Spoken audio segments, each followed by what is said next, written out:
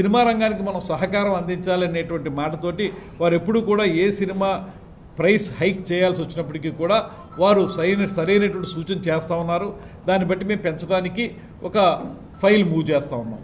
అయితే home department వారికి వచ్చిన ఇబ్బంది ఏంటంటే ఫైల్ అల్టిమేట్గా యాక్సెప్ట్ చేయాల్సిన వారు అలా చేసినప్పుడల్లా ఎవరో ఒకళ్ళు పబ్లిక్ ఇంట్రెస్ట్ లిటిగేషన్ పెడుతున్నారు. పబ్లిక్ ఇంట్రెస్ట్ లిటిగేషన్ పెట్టినప్పుడు ఏమవుతుందంటే ఈ రేటు ఇంతెందుకు పెంచారనేటువంటి కోర్టులో వేస్తున్నారు. కోర్టులో వేసినప్పుడు ప్రతి సినిమాకి కూడా ఆ ప్రిన్సిపల్ సెక్రటరీ గారో లేకపోతే ఆ డిపార్ట్మెంట్ చెందిన వారు కోర్టుకి వెళ్ళి సమాధానం చెప్పుకోవాల్సిన పరిస్థితి వస్తుంది. ఈ పరిస్థితుల్లో వాళ్ళు వెంటనే దాన్ని ఆమోదించడానికి ఇబ్బంది పడినప్పటికీ కూడా డిప్యూటీ సీఎం గారు కానీ సీఎం గారు కానీ లేదు మనం ఏదో రకంగా సినిమా పరిశ్రమకి మనం సహకరించాలనేటువంటి మాటతోటి వారు రేటు పెంచుకోమన్నప్పుడు మనం సహకరిస్తున్నాం. దాన్ని బట్టి నేను కూడా హోమ్ సెక్రటరీ గారితో మాట్లాడి మీరు కొంచెం యాక్సెప్ట్ చేయండి అని చెప్పి దాన్ని ఆమోదింపజేసేటువంటి కార్యక్రమాన్ని ఈ సంవత్సర కాలంగా కూడా చాలా ప్రతి సినిమా విషయంలో చేస్తూ ఉన్నాం.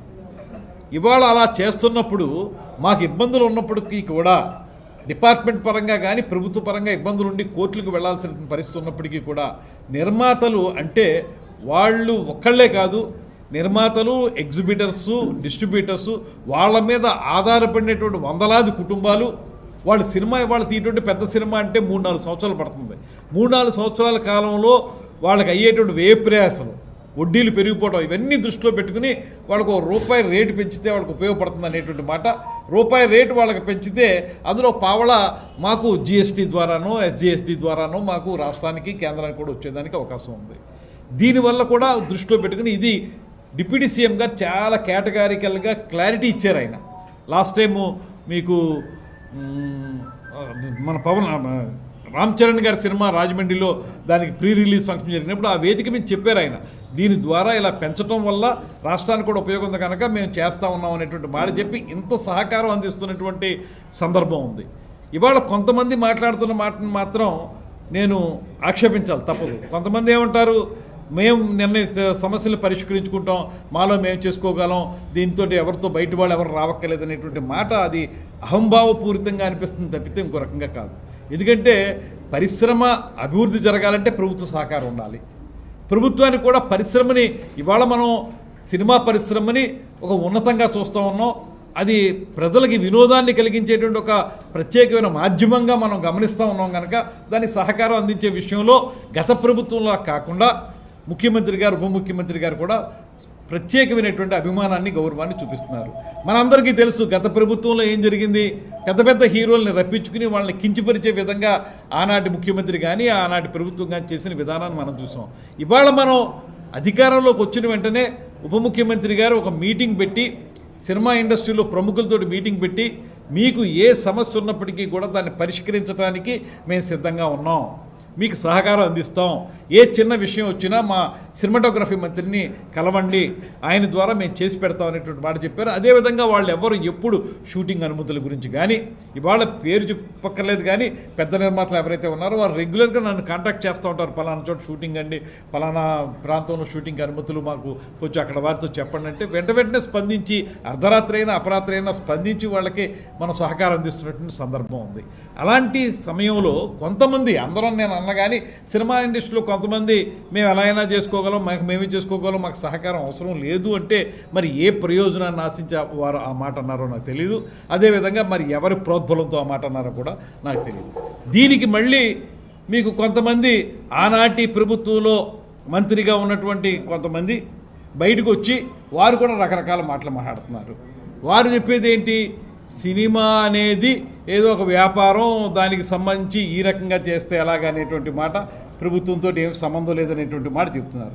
మీరు ప్రభుత్వంతో సంబంధం లేదనుకున్నప్పుడు గత ప్రభుత్వంలో ఎందుకు మీరు వారందరినీ ప్రముఖుల్ని తెప్పించుకుని మీరు మాట్లాడారు, మీరు నిర్ణయాలు ఎందుకు చేశారు, తహసీల్దారులనేమో థియేటర్ల దగ్గర పెట్టించి రేట్లు ఎందుకు మీరు కంట్రోల్ చేశారు? మరి ప్రభుత్వం కాదా ఆ రోజు చేసింది, ప్రభుత్వం కాదా ఆనాడు మాట్లాడింది అనేటువంటి విషయాన్ని నేను అడుగుతా ఉన్నాను. అదేవిధంగా కొంత ఈ సినిమాకి సంబంధించినటువంటి ఏదైతే అంశాలు ఉన్నాయో వాటి విషయంలో ప్రభుత్వం యొక్క సహకారం ఏదో స్థాయిలో ఉంటుంది, దాన్ని మనం గమనించాలి, కలిసిమెలిసి వెళ్ళాలనేటువంటి మాట. మేము కూడా మాట్లాడింది ఏంటంటే ఒక సినిమా ఎవరిదైనా కానివ్వండి, ఆ సినిమా సమయంలోనే ప్రత్యేకించి కొన్ని కొత్త రకాలైనటువంటి వాతావరణాలు సృష్టించబడడం అనేటువంటిది ఎంతవరకు సమంజసం అనేటువంటి మాట మనం చెప్తా ఉన్నాం. తర్వాత ఆ మాజీ మంత్రి, నేను ప్రత్యేకంగా పేరు చెప్పను, మరి ఆ మాజీ మంత్రి యొక్క ఆలోచన విధానం ఏ రకంగా ఉందో నాకు తెలియదు, కానీ మరి మానవత్వం ఉందో లేదో నాకు తెలియదు. కానీ ఇవాళ ఒక సినిమా, ఒక బాగా హైప్ వచ్చినటువంటి ఒక మంచి సినిమా, లేకపోతే ఒక ఇక్కడ ఉన్నటువంటి మన స్వాతంత్రం కోసం పోరాడినటువంటి ఒక నాయకుడి యొక్క అంశంతో తయారైనటువంటి ఒక సినిమాకి సంబంధించి అది ఫ్లాప్ సినిమా అనేటువంటి మాటని చెప్పాడంటే, ఇవాళ నేను ఒకటే మనవి చేస్తున్నాను, ఒక సినిమా అనగానే నువ్వు మాట్లాడినటువంటి పిచ్చి పిచ్చి ప్రాలాపనలా సినిమా తయారవ్వదు. సినిమా అనేటప్పటికీ దాని వెనక ఎంతోమంది కృషి ఉంటుంది. ఒక 3-4 సంవత్సరాల పాటు వ్యయ ప్రయాసలు కోర్చి ఆ సినిమాని నిర్మిస్తారు. ఆ సినిమాని నిర్మించినప్పుడు ఆ సినిమాకి సంబంధించినటువంటి నిర్మాత కానీ, ఆ సినిమా మీద ఆధారపడినటువంటి వందలాది మంది కుటుంబాలు కానీ, ఇవన్నీ కూడా ఆ సినిమా హిట్ అయితే 4 రోజులు వాళ్ళకి భోజనం వెళుతుంది. దాంతోపాటు మరొక కొత్త సినిమా తయారవడానికి ఇది ఒక ప్రాతిపదిక అవుతుంది. ఇలాంటి నేపథ్యంలో సినిమా రిలీజ్ కాకముందే నువ్వు ఒక రకమైన జడ్జిమెంట్ నువ్వు ఇచ్చావంటే నువ్వు ఎంతమంది కుటుంబాలతో ఆడుకుందామని చూస్తూ ఉన్నావు. నువ్వు ఒక బాధ్యత గల మంత్రిగా పనిచేసావా ఆ రోజు అనేటువంటి మాట అడుగుతున్నాను. ఇవాళ ఒక బాధ్యత గల ప్రజాప్రతినిధిగా నువ్వు ఆ మాట మాట్లాడచ్చా? నీ స్థాయి ఏంటి? సినిమా రిలీజ్ కాకముందే ఆ మాట అన్నావంటే ఎంతమంది కుటుంబాలతో ఆడుకున్నావు నువ్వు చూస్తూ ఉన్నావు. ముందుగానే నీ జడ్జిమెంట్ ఇవ్వడానికి నువ్వేమైనా దైవాంశ సంభూతుడివా? ఏ రకంగా మాట మాట్లాడతావు? అంతకుమించి మీ పార్టీకి సంబంధించిన వ్యక్తినే ఆ వ్యక్తి చనిపోతే పర్వాలేదనే విధంగా రాజకీయాలు నడుపుతున్న వ్యక్తువు నువ్వు. నిన్న మాట్లాడినటువంటి అంశంలో ఏం మాట్లాడావు నువ్వు? చనిపోతే దాన్ని బట్టే ఈ రాష్ట్రం యొక్క పతనం ప్రారంభమవుతుంది, ప్రభుత్వం యొక్క పతనం ప్రారంభమవుతుందంట. అంటే చనిపోవాలని నువ్వు కోరుకుంటున్నావా? చనిపోవడం ద్వారా రాజకీయ ప్రయోజనాలు ఆశిస్తున్నావు నువ్వు? ఏమిటి నీ ఆలోచన? ఎక్కడైనా సరే నీ దగ్గర మానవత్వం లేదనేటువంటి మాట అనిపిస్తూ ఉంది. తర్వాత మేము డీజీపీ గారికి చెప్పి వీళ్ళందరినీ అరెస్టులు చేసేమన్నామని చెప్పేటువంటి మూర్ఖపు మాటలు మాట్లాడుతూ ఉన్నాం. మేము చెప్పింది ఈ సినిమాటోగ్రఫీ అనేటువంటి అంశం హోమ్ సెక్రటరీ గారి చేతుల్లో ఉంటుంది కనుక హోమ్ సెక్రటరీ గారు దీని మీద ఎంక్వైరీ చేసి ఎందుకు ఈ రకమైన వాతావరణం సృష్టించబడిందో తెలుసుకోండి అనేటువంటి విచారణ చేయమని కోరని తప్పితే, డీజీపీ గారు అంటే ఆయన లా అండ్ ఆర్డర్ చూసేటువంటి వ్యక్తి, ఆయన్ని మేము ఏదో మాట్లాడినట్టు అరెస్టులు చేసేమన్నట్టు నువ్వు వక్రీకరించి మాట్లాడితే నీకు ఉన్నటువంటి జ్ఞానం ఎంత? సినిమా విషయాల మీద నీకున్న పరిజ్ఞానం ఏంటి? దీన్నే అంటారు జంతు సమాన మూర్ఖత్వానికి నమూనా అని జంజాల గారు ఎప్పుడో అన్నారు. ఇలాంటి వాళ్ళని చూసే ఇలాంటి మాటలు మాట్లాడడం ఎంతవరకు సమంజసం? మేము కోరింది ఎవరైతే ప్రిన్సిపల్ సెక్రటరీ హోమ్ ఉన్నారో వారిని ఒక ఎంక్వైరీ వేయమన్నాం. ఎందుకు ఈ సినిమా రిలీజ్ సమయంలో ఇలాంటి వాతావరణం సృష్టించబడింది తెలుసుకోండి అన్నాం. దాన్ని బట్టి మేము భవిష్యత్తులో ఏ రకమైన కార్యాచరణ తీసుకోవాలో అనేటువంటి మాటని తెలియజెప్పడానికి మేము మాట్లాడిన తప్పితే డీజీపీ గారితో చెప్పాం, పోలీసులు పంపించి అరెస్ట్ చేయమన్నాం. ఏమిటికి తెలిసిన నాలెడ్జ్ ఏమిటి? నువ్వు మాట్లాడితే 4 మాటలు మాట్లాడి నీ టంగ్ ట్విస్టింగ్ తోటి ఏదో రకమైనటువంటి మాటలు మాట్లాడేచ్చు అనుకుంటే అది చెల్లదు. ఇవాళ ప్రజలందరూ గమనిస్తున్నారు. ఇవాళ అందరూ ముక్కు మీద వేలేసుకుంటున్నారు.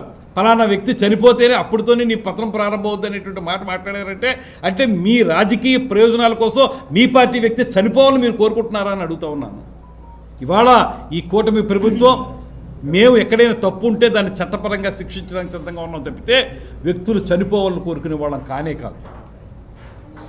శిక్ష అనుభవించవలసి వస్తే అనుభవిస్తారు, తప్పదు. దానికి ఒక పద్ధతి ఉంటుంది.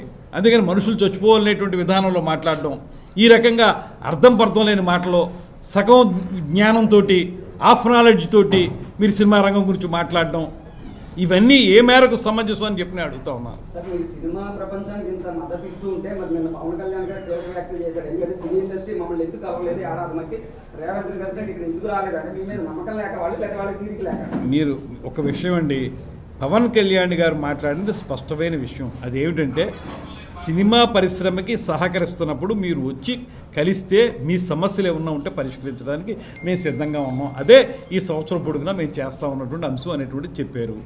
కలవాల్సిన అవసరం ఉందనేటువంటి మాట చెప్పారు. మేము చెప్పడం ఏంటి? ఇవాళ సినిమా ఇండస్ట్రీలో సుప్రసిద్ధ నిర్మాత అరవింద్ గారు కానీ ఇతరత్ర నిర్మాతలు కానీ వారు కూడా చెప్తున్న మాట ఏంటంటే, మీరు విన్నారు కదా, వారు చెప్పింది కూడా కలవాలి, కలవాల్సి ఉంది, ఎందుకు కలవలేదు మాకు అర్థం కావట్లేదు. అది కలవకపోవటం అనేది ఇంక వారి విద్యతకు వదిలేసాం, అదే చెప్తున్నాం. అలా కలవలేదని ఏనాడైనా మేము సినిమా పరిశ్రమకు వ్యతిరేకంగా నిర్ణయాలు తీసుకున్నామా? మీరు ఒక మాట ఆలోచించండి. వెంటనే వారందరికీ కూడా ఒక మీటింగ్ పెట్టి మీకు సహకరిస్తాం, మా సినిమాటోగ్రఫీ మంత్రి మీకు సహకరిస్తాడనేటువంటి మాట చెప్పారు. తర్వాత నేను సినిమాటోగ్రఫీ మంత్రిగా వారందరికీ ఒక లేఖ రాశాను. మనందరం కలిసి కూర్చుని మీ సమస్యలు ఉంటే పరిష్కరిద్దాం అనేటువంటి లేఖ ఛాంబర్ వారికి వాళ్ళందరికీ కూడా రాయడం జరిగింది.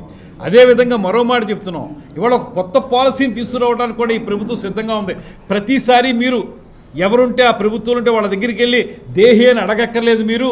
మీకు ఒక పాలసీ తీసుకొస్తాం, దాని ప్రకారం ఏ సినిమాకి ఎంత పెంచాలి, లేకపోతే సినిమా రంగానికి ఏ రకమైన సహకారం అందించాలి, ఎగ్జిబిటర్స్ని కానీ డిస్ట్రిబ్యూటర్స్ని కానీ, నిజమే ఎగ్జిబిటర్స్కి వాళ్ళ ఇబ్బంది ఉంది, వాళ్ళకి సింగిల్ థియేటర్స్ ఉన్నటువంటి వాళ్ళందరికీ కూడా ఇబ్బంది ఉంది, నో డౌట్. అందులో మల్టీప్లెక్స్ వాళ్ళకి ఏమైనా ఉపయోగం ఉందేమో కానీ సింగిల్ థియేటర్స్ ఉన్న వాళ్ళకి కష్టం ఉంది. ఇలాంటివన్నీ మనం పరిష్కరించుకోవడానికి ఒక పాలసీ తీసుకురావడానికి మేము సిద్ధంగా ఉన్నాం అనేటువంటి మాట చెప్తున్నాం.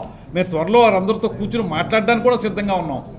ఈ సందర్భంలో మా ఉప ముఖ్యమంత్రి గారు హీరోగా నటించినటువంటి హరిహర వీరమల్లు సినిమా విడుదల సందర్భంగానే బంద్ అనేటువంటి అంశం ఎందుకు తెర మీదకి వచ్చింది? పేరు మీద తెలుగు విశ్వవిద్యాలయాన్ని ఏర్పాటు చేశారు. దాంట్లో ఇన్స్ట్రుమెంటల్గా ఉన్నటువంటి వ్యక్తి కూడా బుచ్చే చౌదరి గారు. అందులో ఏ రకమైనటువంటి అనుమానం లేనే లేదు. ఇవాళ మళ్ళీ దాన్ని హైదరాబాద్కి పరిమితం అయిపోయినటువంటి దాన్ని మళ్ళీ ఇక్కడ తీసుకొచ్చే విషయంలో బుచ్చే చౌదరి గారి పాత్ర, ఇక్కడ స్థానిక శాసనసభ్యుని యొక్క పాత్ర, అదేవిధంగా మంత్రిగా నేను కూడా పదే క్యాబినెట్ మీటింగుల్లో నేను కోరాను ఏంటంటే తెలుగు విశ్వవిద్యాలయాన్ని పునరుద్ధరించండి. అది ఆన్ రికార్డు ఉంటాయి, ఇవేమి కూడా మనం ఊరికే మాట్లాడి నేను ఎంత పర్సెంట్ ఉంది లేకపోతే ఇందులో ఏముందనేటువంటి దాని గురించి మాట్లాడటం లేదు. కాకపోతే ఇక్కడ మనకి ఉన్నటువంటి ఆ ట్రెడిషన్ ఏదైతే ఉందో, దట్టు గోదావరి జిల్లాలు అనగానే భాషకి పెట్టింది పేరు కనుక మాకు ఉన్నటువంటి డిమాండ్ ఏదైతే ఉందో రాజమండ్రిలో తెలుగు విశ్వవిద్యాలయాన్ని పునరుద్ధరించండి అనేటువంటి మాటని క్యాబినెట్ మీటింగ్లో ముఖ్యమంత్రి గారితో, అదేవిధంగా డిప్యూటీ సీఎం గారితో, ముఖ్యంగా మానవ వనరుల శాఖ మంత్రి లోకేష్ గారితో కూడా మాట్లాడడం జరిగింది. అంత మాత్రం ఏదో నేను ఒక్కడనే దానివల్ల సాధించేటువంటి మాట చెప్పడానికి సిద్ధంగా లేను. ఎందువల్లంటే ఇది ఎన్టీ రామారావు గారి టైంలోనే అద్భుతంగా రూపొందించబడింది. దీన్ని మళ్ళీ పునరుద్ధరించే విషయంలో మేము కూడా క్యాబినెట్ మీటింగ్లో ఒక మంత్రిగా నేను కూడా నా మాటని చెప్పడం జరిగింది.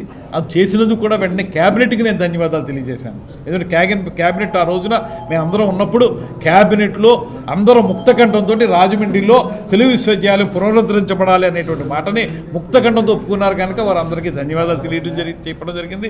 అదేవిధంగా ఇప్పుడు ఇందులో ఇది ఉండాలని కోరినటువంటి సహజంగానే తెలుగు విశ్వవిద్యాలయం ఇక్కడ ఉండాలని కోరిన వాళ్ళలో లోకల్ ఎమ్మెల్యే ఉంటారు, అదేవిధంగా బుచ్చ చౌదరి గారు ముందు నుంచి ఉన్న వ్యక్తి ఆయన ఉంటారు. అందరం కలిసి ఇది కూటమి ప్రభుత్వం యొక్క సమైక్య విజయంగానే నేను చెప్తాను.